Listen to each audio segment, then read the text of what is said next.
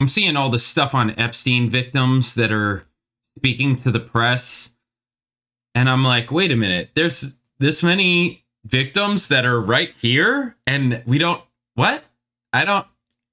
There's so much to this story that I don't understand. But all this stuff is coming out literally today. This right here was just posted 2 hours ago. Let's see what this says. Transparency is justice. Release the files, end the secrecy, and stand with us in declaring that no one, no billionaires, no politicians, not world leaders, is above the law. Buzz phrase, above the law. And let me announce now, several of us Epstein survivors have been discussing creating our own list of names. How come it hasn't happened immediately? I don't get it. We know the names.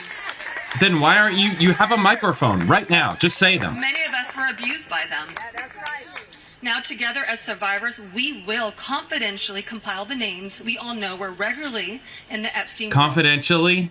But you're done by survivors and for survivors. No one else is involved. Stay tuned for more details on that. Because history is watching, and so are the women who will come after us. Thank you. There's two men behind you. Were they victims? I don't get why they haven't come out already. Like, if there's that many of them, how come they haven't come out already? All right, here's another one. Let's see what's going on here. 2002, I was living in California, a young woman with high aspirations of becoming an actress. I was already beginning to make a name for myself in the industry. A person I trusted, someone I thought was a friend, invited me to meet a powerful woman who could help advance my career. That woman happened to be Ghislaine Maxwell. I was asked to give her a massage, though I had almost no experience, and when I did, she praised me and promised introductions to someone. That's fucking weird. I'm sorry, but like, that's weird. If you're the kind of person who, like, that's weird. If I'm just met somebody and then it's like, oh, hey, can you give me a massage? It's like, nah, get the fuck out of here. Nah, I'm out of here. Bye. Like, I'm sorry, what?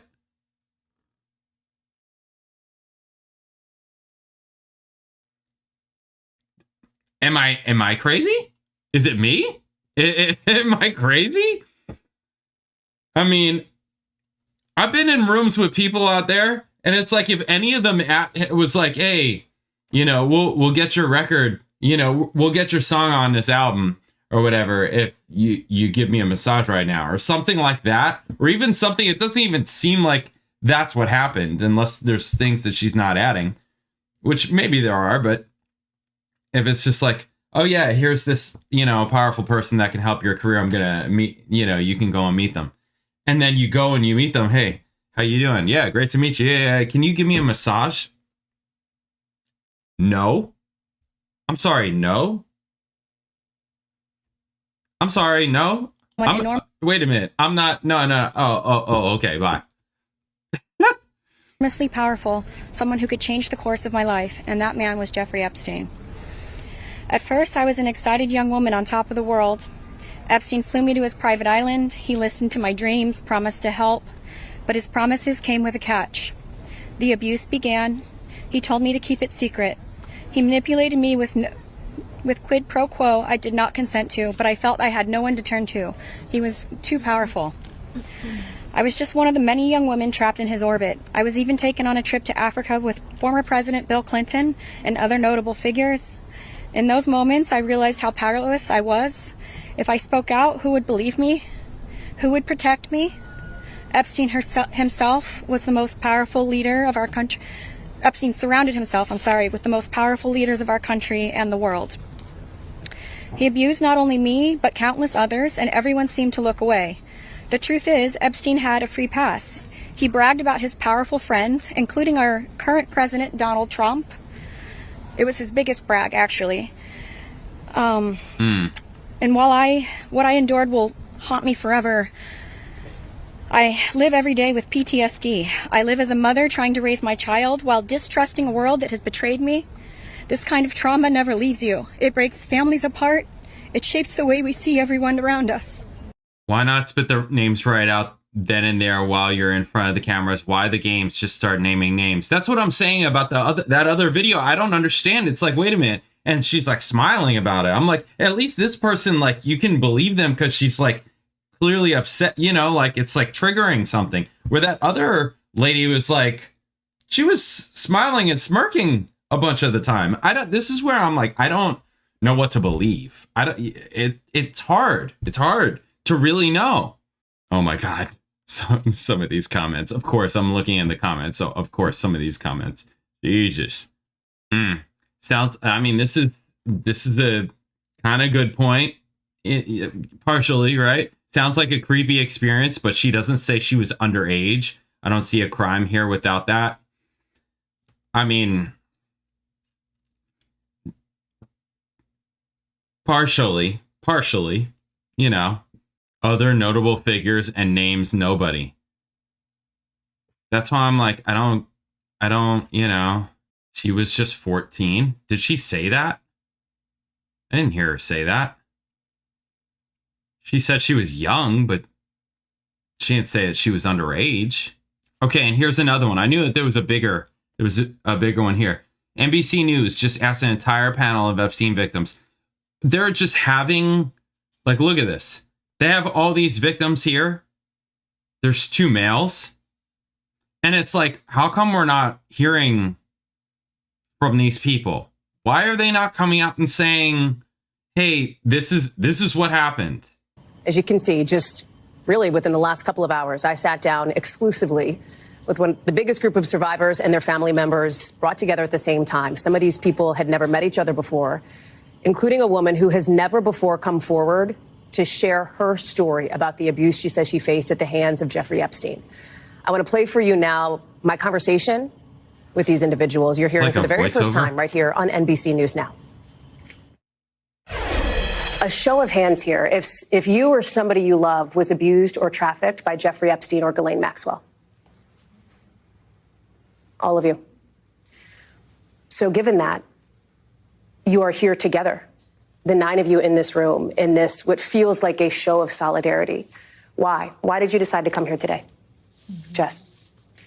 She's smiling. I'm coming here because... What's that about? There's been a severe miscarriage of justice, a delay in accountability, and we've all come together beautifully and tragically, which feels healing and devastating all at the same time, to speak out and to be fueled by each other's voices in a way that I don't know that we've had the opportunity to in the past.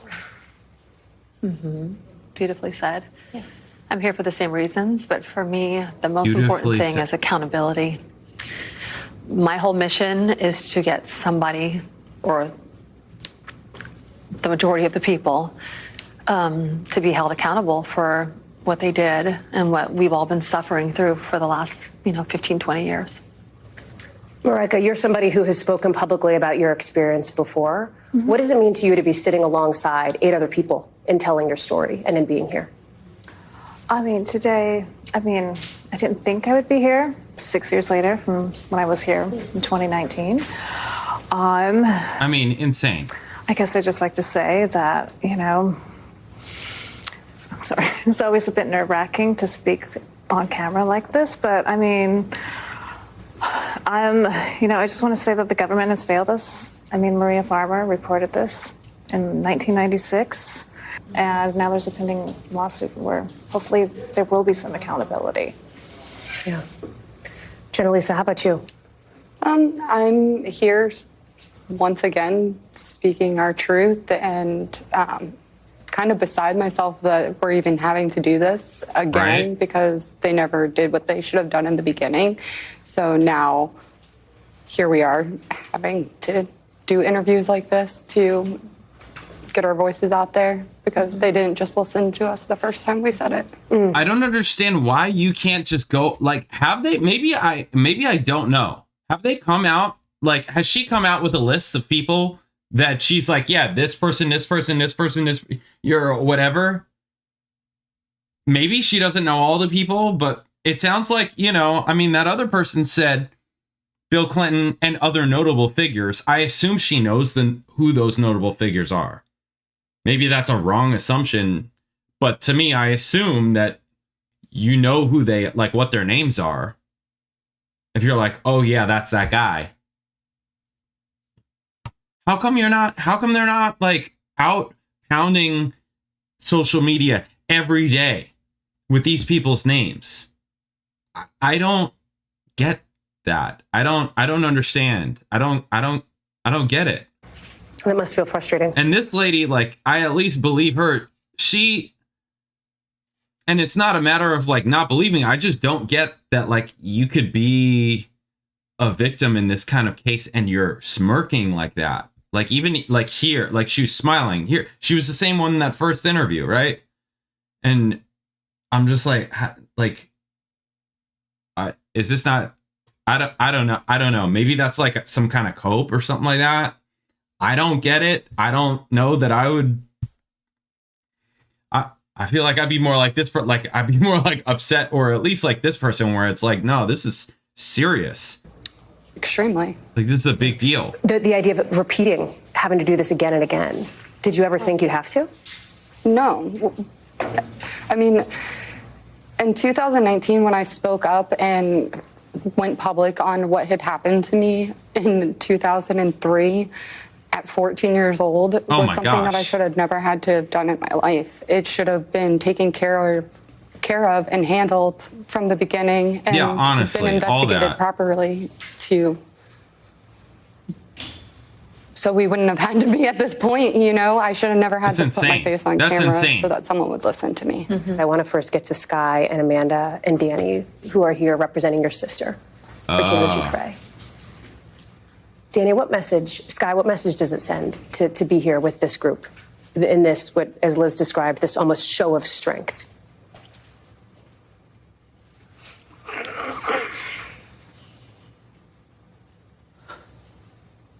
Oh, sorry. She should be here. I am so honored to be here with you guys. She would be here. She'd be screaming, And I think, they said it best. It's like, if I could really say what we're looking for out of this is justice, looking for accountability. And I think it's, we really have to start questioning, what do we stand for? So, it means the world to be here with you, all of you. And, I think this is only the beginning of what's really to come, because showing a force like this, they have to listen now. Some of you had not met before today. Am I right in understanding that? Mm-hmm. This is your first time for some of you meeting each other. Sorry. No, that's okay. And Wendy, take a beat. No, because this is your first time. Mm-hmm. You have never before spoken publicly about your experience. Correct. I'm going to ask you to share some of your experience now. What were your interactions with Jeffrey Epstein? What can you tell us? My interactions, if you guys have followed or know Jenna's story, Jenna is one of my best friends from middle school, I would say. And it's pretty much the same story in that aspect. How old were you? I was 14. Insane. And how did you first encounter either Jeffrey Epstein or Ghislaine Maxwell? Insane. Through friends. It was very normal, I guess. Through friends. And where were you? This was in Florida? Yes. And did you go to the home in Palm Beach? Can you tell me a little bit more about that? Yes, I went to the home in Palm Beach. Okay. And what were you involved in there? What did he ask you to do? I'm not really comfortable answering that. Yeah, it's the same as if you follow the story, you know what I was asked to do. How did you extract yourself from this abuse? I moved very quickly. My family moved me out of Florida, so I exited that world and had no access to it, thankfully. Wow. And how did you cope with that trauma? You just put it behind you and don't think about it. Is that what you did? Yeah, until it was brought up that, hey, this is a big deal. And 2019, I think. That's crazy. So long after. This is a real big deal. That's And crazy. So long it's after. your truth. So here's what's happening. And that's It sounds like you almost buried Jeffrey Epstein's memory, his name. absolutely. And then all of a sudden, all these years later, here it comes, back into the public spotlight again. What was that like for you? It's These so I had never really thought about it, I guess, because these interviewers just put it behind. You didn't sounds talk like about this is it, really didn't think about painful it, nothing. and a really touchy subject for you. I'm surprised you weren't thinking about it every day. How does that feel? Like, goddamn, jeez, Jesus. Anyways, and it was kind of like, okay, now you have to heal from this. Now you have to address it and face it for the first time ever. Like, this is real. It's almost like you're in denial, maybe? No, I just, at that point, like, I'm 30, I had moved on. Wow. I had a career, I'm a family. And now it's like, okay, well, it's the truth and it's my truth. So it's time to start processing through that. At the time, did you tell any of your family members what had happened to you with Epstein? At that time, no. After, did you? No. Well, your When did you family finally tell, moved you if you away from have, Florida. I assume It to this sounds point, like told family members? Yes. Okay. I told pretty much after everything was in motion. Okay. Meaning the cases and the investigation? That I had decided that I was going to pursue it. So I had to come clean to people and be like, hey, I did this and I don't know what's going to happen, but it is true. Did you reach out to law enforcement at that point? No. I was contacted through the puzzle pieces that they put together to connect victims to victims to victims. I was on the bulletin board somewhere. And here you are all these years later, sitting in this room with these other women, with these other family members. Who contacted you? Why now? Why are you deciding to speak and to share your story now? Because not everybody is getting justice. And I mean, who is? Not right. Is there anybody? Just because like, you think literally. that some victims in their mind got justice, that it's not right. The everyday person is out there, and that's me. And we're victims. You could be, your neighbor could be a victim and you don't know it. The person you pass in a grocery store and they're not talking. And I think that, like she said, power in numbers, even if I'm just counted as statistically in numbers as another victim, that's enough for me. They're not protecting our youth. They're continuing to allow the same thing that happened to us is happening still. Maybe not with, them, but it happens and it's happening. So insane. All right, I'm not going to continue this, but insane. Just insane. I don't get how I just don't get it. I haven't followed this whole Epstein business like crazy. You see it. It's everywhere though. Like, it kind of comes like in waves, it's like, okay, this happens and it's in the news for a while and then it goes away for a little bit. And then this new thing comes out and okay, then it goes right. And it's like all these different waves, but it's like, this is brand new. This literally just came out hours ago. And I'm like, how come like these names, they talk about a list and like there should be justice, but there's not, and it's freaking horrible. It's insane. It's crazy, especially, okay, if you're an adult, if you're over 18 or whatever, right, consent, like there's different things in play with that, but at least you're an adult. But 14, that's a major no. There absolutely must be justice for that. Over 18, that's like To me, there's more of a gray area there. But underage, no, fuck all that. That's fucked up. Fuck all that. Fuck all that. That's horrible. I mean, who knows if, and it's so politicized. It's so politicized.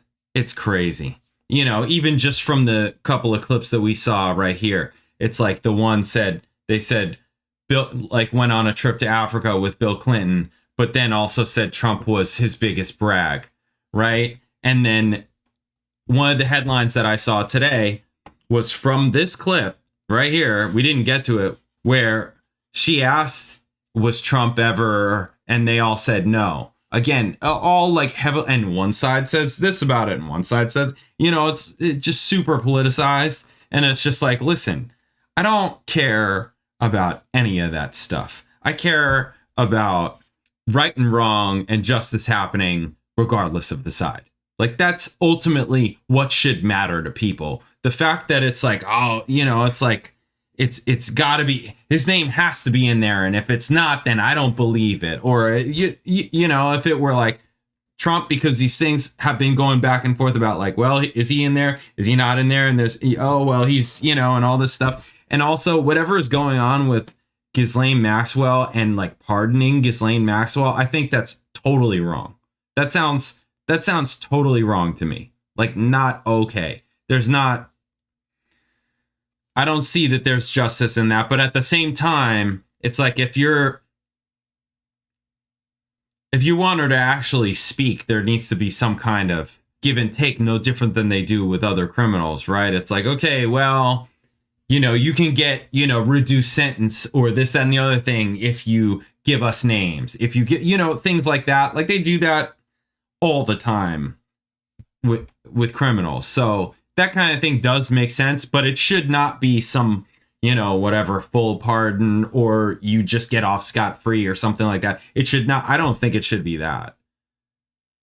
But I do get that that's a little bit of a, you know, of a rough area, you know, some, you know, of a negotiation. It's tough. All this stuff is a wreck.